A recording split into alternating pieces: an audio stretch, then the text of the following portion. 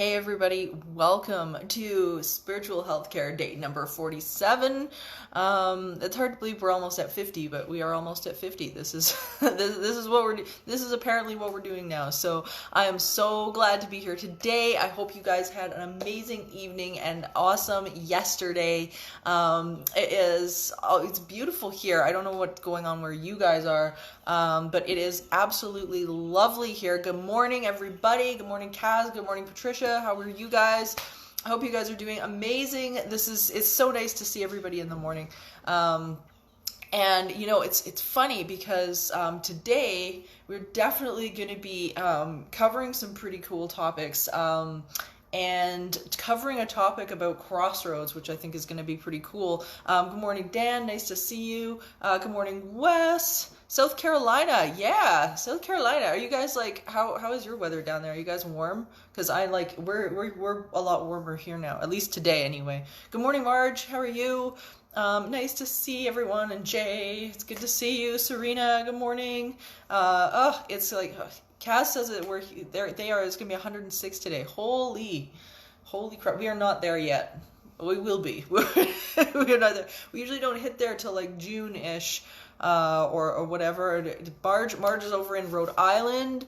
It's just so good to see everybody just like coming in and to know where everyone is from. It's always so cool.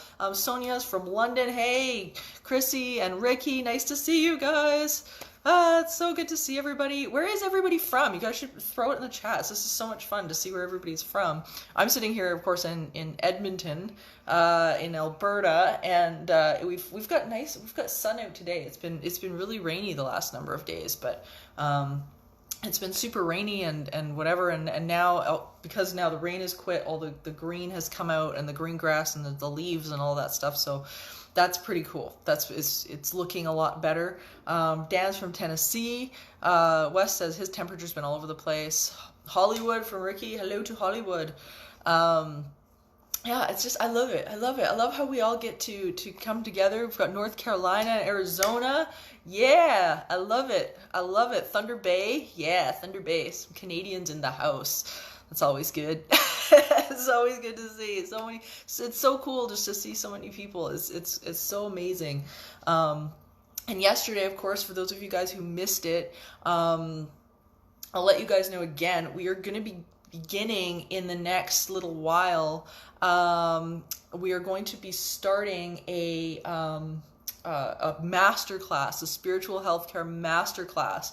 And I talked about this a bit yesterday, and I'm so excited about it. It's going to be like a 9-week course that is going to be this intensive workshop into what we have done on spiritual healthcare, but we're going to be elaborating a lot more on it, so that you guys can get all of this sort of in one place and get the workshops and the worksheets and workbooks and all that stuff that I give to clients and stuff like that. So we're going to be like compiling everything into the spiritual healthcare master class. There's going to be live videos and live sessions like this and all sorts of things. So I'm stoked to roll this thing out. It's going to be super neat. There's going to be so much to dig in and to uncover in it. And we're going to be talking about different kinds of hauntings there. We're going to be talking about why some of these things seem to happen, some of the theories behind it, but also how to do the work that we've been talking about. We're going to be talking about how to live in your truth, how to live authentically, to have that best connection and relationship with non-physical that we can. And to build on that and to build onto all of the things that we've been talking about over the last 47 days. 47 days. Spiritual healthcare. So I know there's going to be tons more by the time we roll this course out, because we're just rolling along with this. It's great. But I'm just so excited to be able to put this out there. It's going to be super cool. So, yes, good morning. Leanne saying good morning. Hello. Nice to see you. And then Brandy and Shadow. Nice to see you guys. It's always so good to see like new people, and then there's some familiar faces, and it's just, I love that. I think it's just really, really cool. So we've got lots to talk about this afternoon.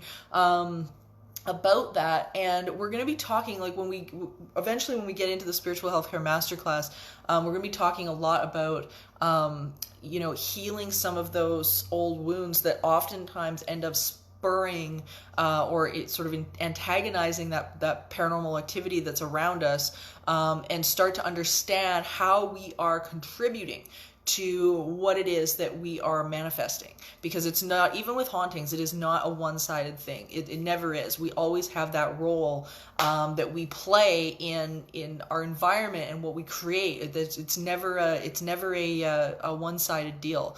And once we start to own what that looks like, then we can start to grow it. So the one thing I wanted to chat about today is what I call the 6 steps to healing. So when we look at haunted activity and the negative side of things, when we see people in that sort of dysfunction and disconnection, we often will see that, of course, that activity kind of reflected back at us. And I found that there's 6 steps to really moving through what that looks like. And I'm going to go into it. I wrote about it in my book, Teaching the Living. And we're going to go through those steps to talk about what that looks like. When we get into eventually, if you guys sign up for the masterclass later on, there's going to be a really comprehensive week. There's going to be an entire week on this alone, because it's so big, it's so important. And there's so much to cover on it. We hit a crossroads in our experience, and oftentimes hauntings are what ends up spawning that crossroads, because we end up in a situation where we have all of this non-physical activity that's going on around us, and we can't control it. We can't do enough things. We can't yell at it enough. We can't, do the physical action, whatever that is, enough to be able to control it or make it go away or something like that. And those crossroads are often really important, because they start to get us to understand that the only thing left to do is to look within and start adjusting ourselves from the inside out to affect that change. The current situation that we're in, the pandemic is another example of what that looks like, because again, we've got there's that enemy that's out there that we can't physically see. We can't point at it, we can't yell at it, we can't tell it to go away, we can't bomb it, we can't, there's no way for us to be able to speak to it to make it leave. So I think when we get to a situation like a haunting, or these sort of what seems like an uncontrollable circumstance, it's a great opportunity. Instead of classifying it as this terrible negative thing, we have this ability to see this as this opportunity to start to turn inwards and realize how we can affect that change. It's a fascinating situation that we're in right now. And it's interesting how it ends up relating to hauntings in and of itself. So the 6 steps I want to go through, because these have been, I think, so beneficial for so many of my clients. And I want to take you guys through them as well, because it's been such a positive movement forward for people to start to wrap their brains around some of what has been going on. Like, what has been going on right now? I mean, everybody's at home. There's people that are losing jobs, all sorts of crazy things.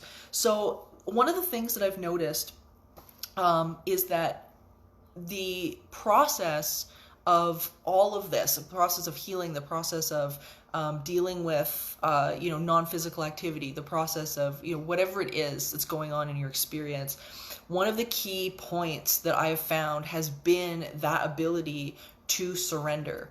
And people often misconceive surrender because they think it's a powerless position. They think it's a stepping back, not doing anything. But what people don't really understand, and what I've found, is that surrender is truly the action in and of itself.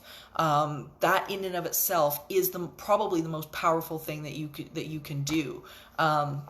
It's really funny because a number of years ago, Mr. Marilyn Manson, who I had the privilege of meeting a number of years back, had said giving up is the most powerful thing that you can do. And a lot of people took that wrong, and they thought, what do you mean giving up? Like, what are you talking about? But he's absolutely right, and it's not about it's not giving up the the power, because people think it's about giving up power. It's not about giving up power. It's about giving up the need to control. It's about giving up the need to worry. It's about giving up the need to doubt. It's about giving up. What are you giving over? What are you giving over? What are you giving up? And because let me tell you, especially in haunted homes, the worry that people have is more significant, usually, than the haunting that's going on. Usually is.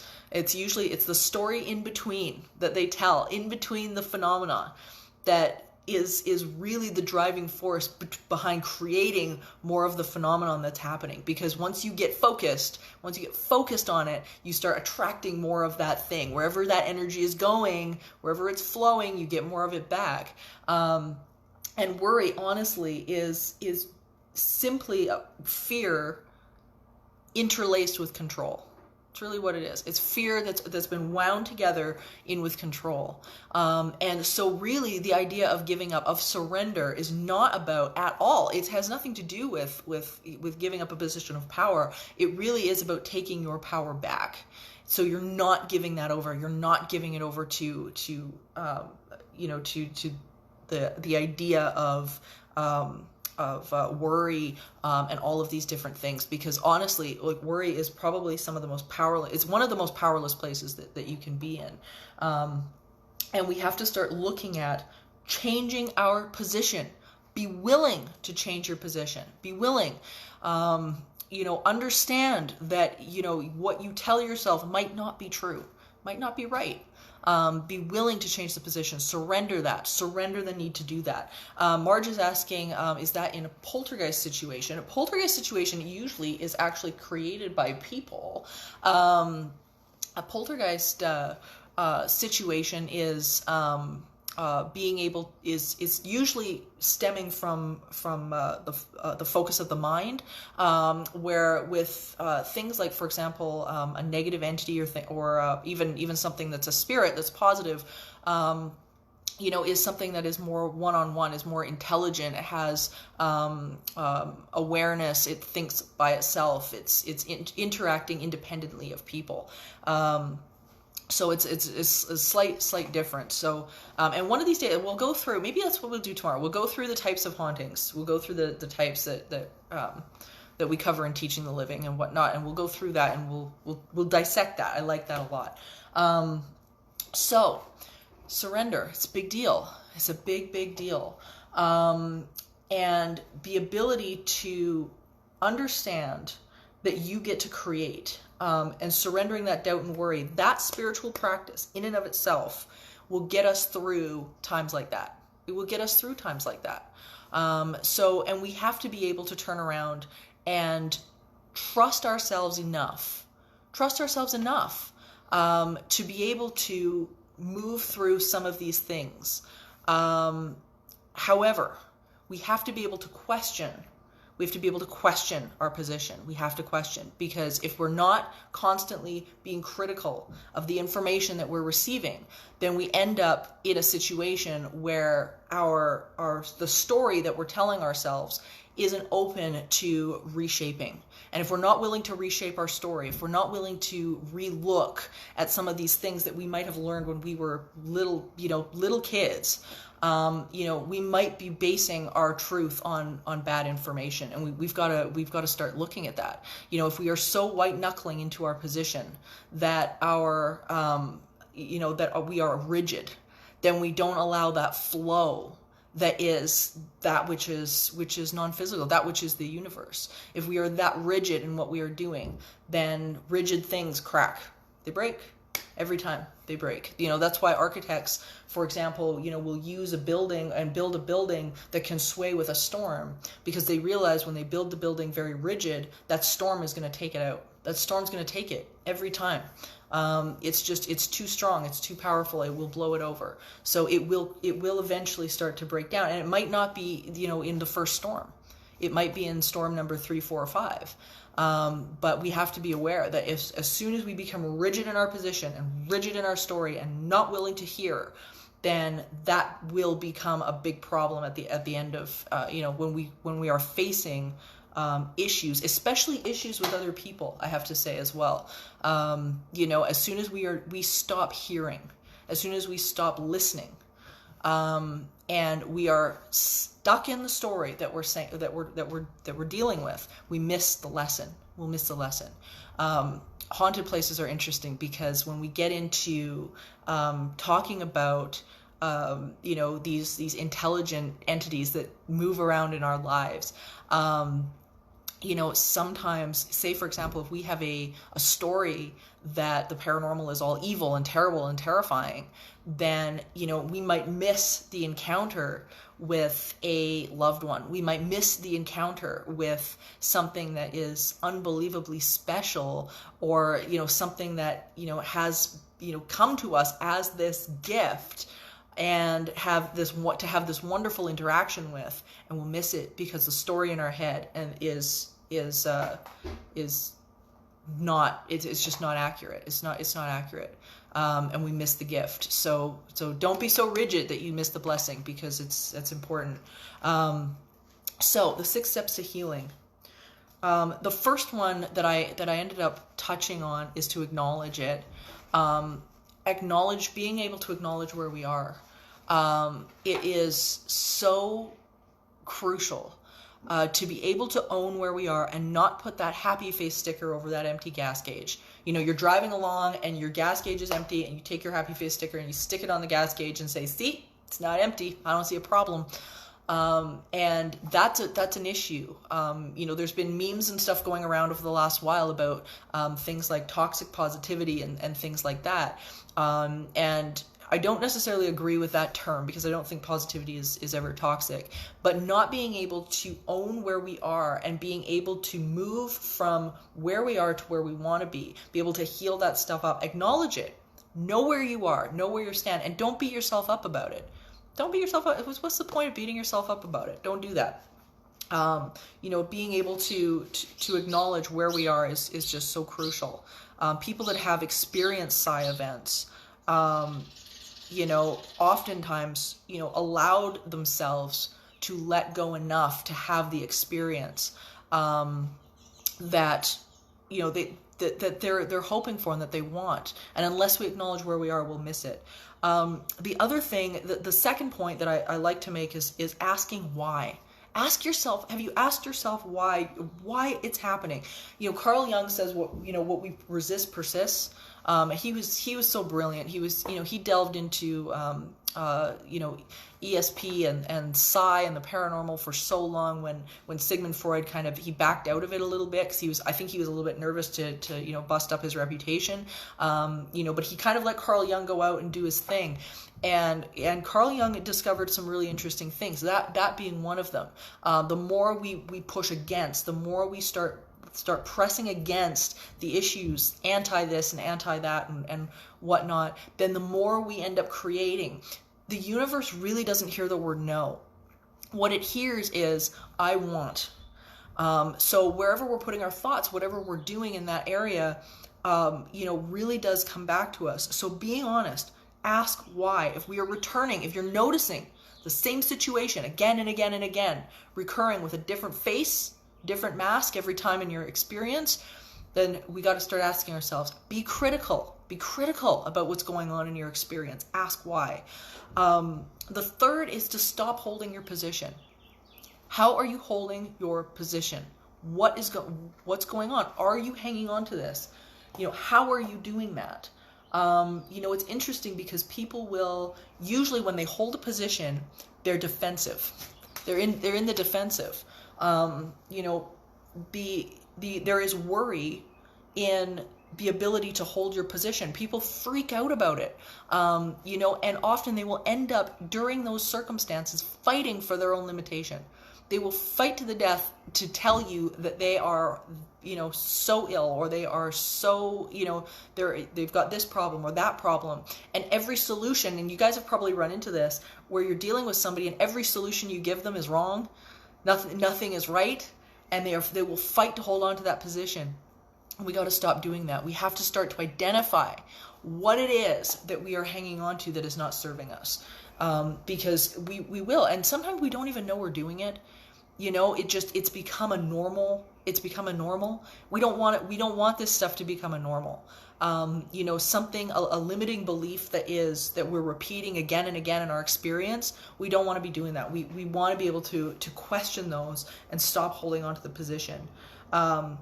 Sometimes the best way to do that is to create what they call in psychology a minimal effective response.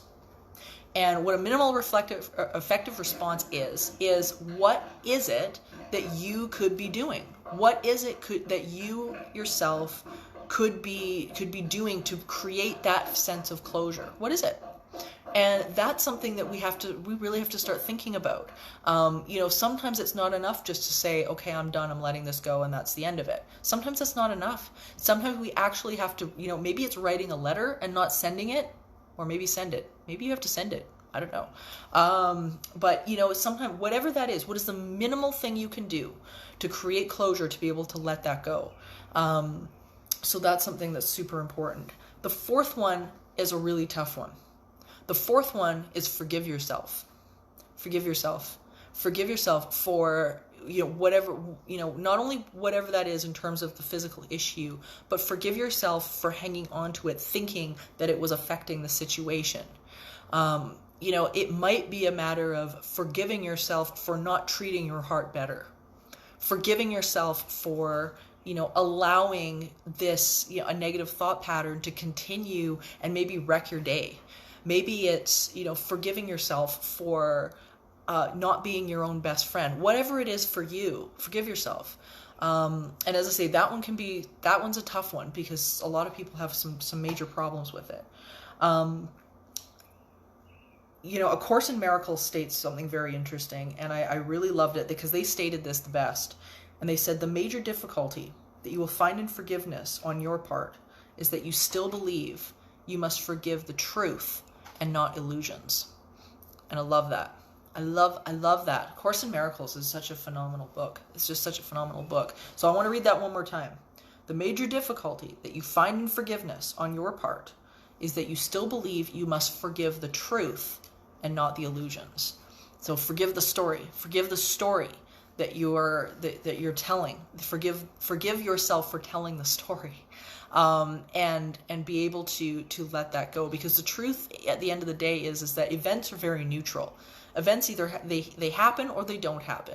They're not what we assign to them. The meaning that we assign to them will create that event and make it a good or a bad situation. So we have to be conscious of that. The fifth point is to check in with yourself and choose different. Choose different. What are you going to do differently? It's not enough to just turn around and acknowledge it and say, yep, I've got a problem. What are you going to do different? And oftentimes, the bigger the problem, the more massive the change needs to be. If you've had momentum and you've been putting energy into something for a really long time, say, for example, like some people that have had especially hauntings for ages and ages and ages, and they've rutted themselves into a situation where it's just, they wake up and they're fearful and they've got all this, they've got all this stuff going on in their environment. Sometimes it takes massive change, massive effective change, to be able to shift that momentum. If you've got fear going on in your experience and fear going on in your life, what are you going to do different? What are you doing? It's not about waiting for someone else or some entity or something, whatever, to change its behavior. They're not going to. They probably are not going to. The change starts by you changing your point of attraction. Always. Always. And then you will attract differently. And what's interesting is often you will attract different from that same person. And I've had this happen to me a number of times, and I'm telling you, it's the coolest thing.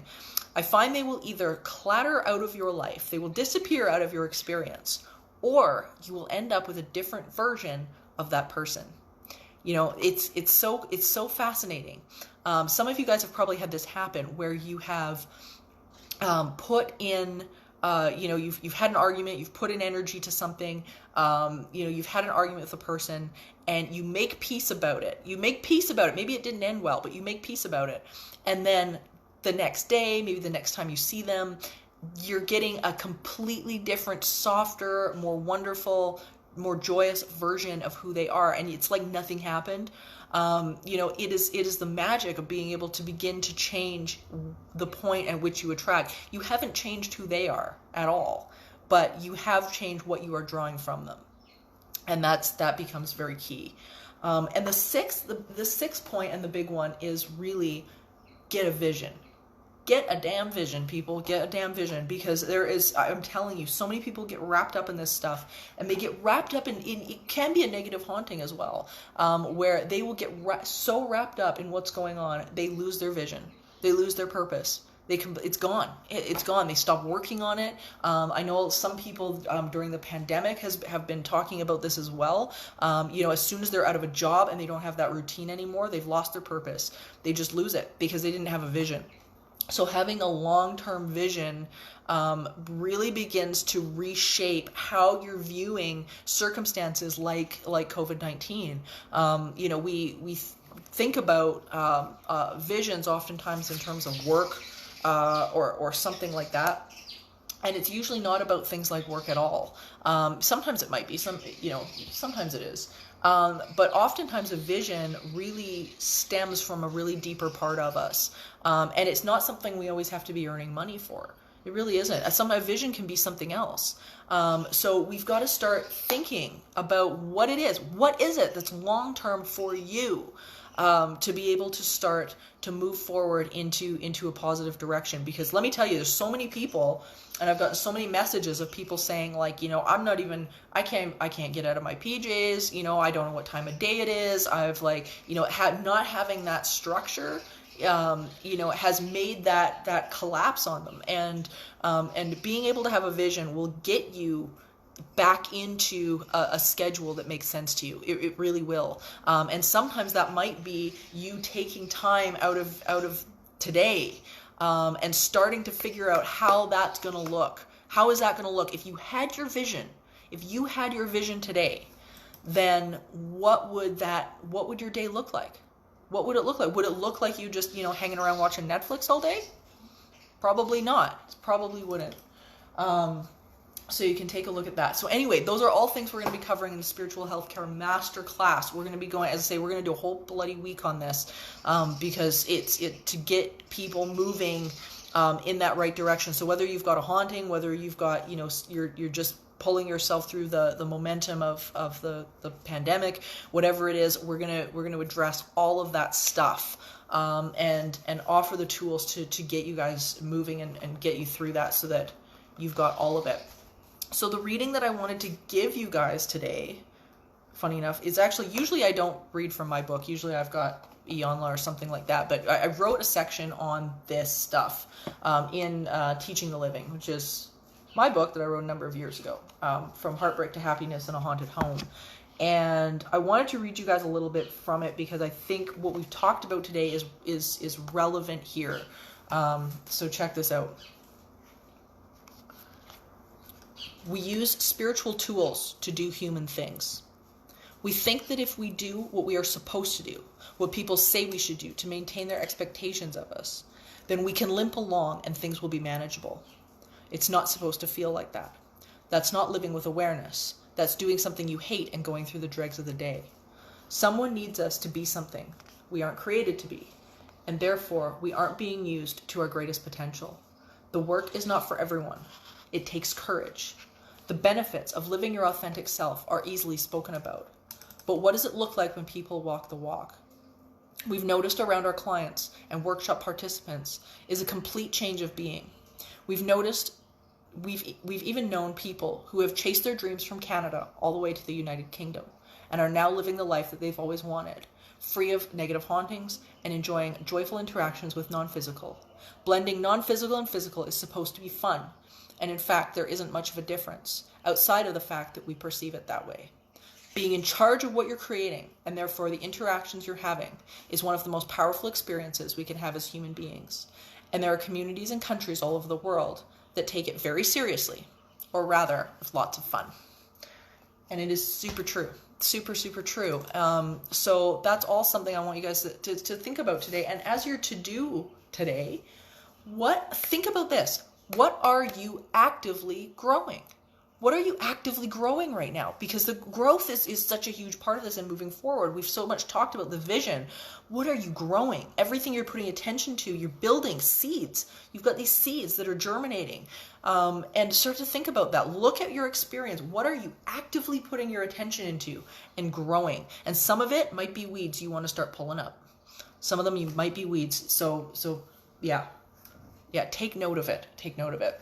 So the to-do that I wanted to give you guys this afternoon, which is so cool, to get you guys moving in you know, some more positive direction, because I mean, I've got my go-tos for people who I are, you know, am inspired by and get excited by and all of that.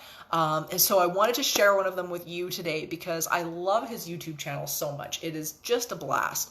And talk about people who are inspirational and walk the walk. Mr. Steve Harvey. Mr. Steve Harvey. And a lot of people just know him as a comedian, the Kings of Comedy, of course, one of the, you know, at the Apollo Theater. But Mr. Steve Harvey has had a journey that has been so interesting. Right from the get-goes of living in his car. He was living in his car for a year. And struggling and trying to work through what he was trying to work through. His family up and left him completely. He was alone, and he hit the crossroads that we were talking about, where, you know, he was sitting in a public bathroom because he literally could not shower anywhere else.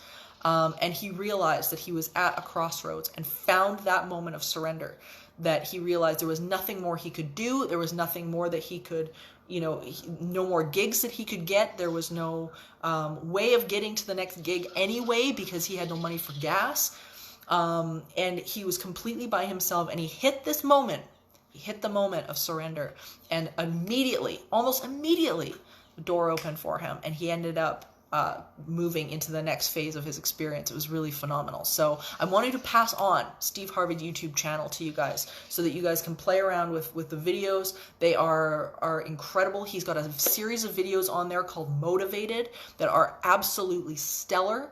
And they are some of my go-tos when I'm not feeling good or I'm feeling down. So check it out. I will post the link on the Entity Seeker Facebook page as usual, as always. Yes. So that being said, you guys, I am going to begin to piece together the final bits and whatnot of the masterclass that is coming. You know, as I say, this is going to be really a comprehensive build into everything that we've talked about. It's the most comprehensive course I've ever done. And I mean, I've taught in colleges all over the place. I've taught psychology and social work classes. The same stuff that I'm teaching you guys right now always goes into courses, you know, all over Alberta here, in social work programs and all sorts of things. You know, so it's gonna be much bigger than that, a lot deeper, and I'm super excited about this. It's gonna be awesome. So, that being said, our health affirmations, we have to do them. We have to go into our day with the right energy. So, everybody take a breath.